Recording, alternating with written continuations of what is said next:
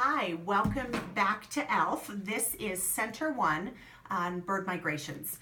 And this center is pretty straightforward. It's pretty easy. It's very kid-centric. It's basically charades, like charades. So what we have in here are a bunch of cards, and 5 in particular, that there will be 5 different birds with the name of the bird on the back, as well as a strategy that these birds use. These birds are actually non-migrating birds. So this center is about strategies that birds use that don't migrate in the wintertime. So what you can do is you can break the kids into 2 or 3 small groups, just depending on how many kids you have.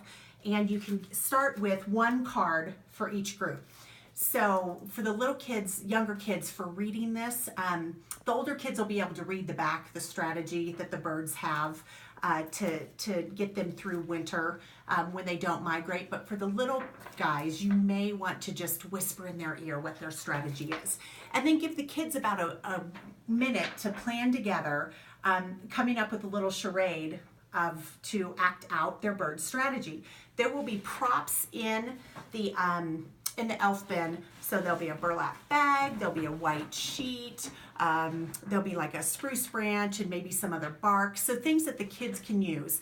And then what you'll do is then you'll have the rest of your group sitting, being the audience, and then you'll have the kids that are playing the charades. They'll act out their bird strategy, and you'll have the rest of the group try to figure out what that bird strategy is. So you could do it 2 different ways. You could talk through strategies prior to the charades and then the kids guess, or you can just have the kids put on their thinking caps and think about what types of strategies birds might have, and then they can guess that way, and then you can go over the strategies. So pretty fun if you have time. Oh, and then also what you can do is just go through the cards, right? So you'll have, there's 5 cards here, so if you have 2 groups, give each group a card and then let them do it again with different birds.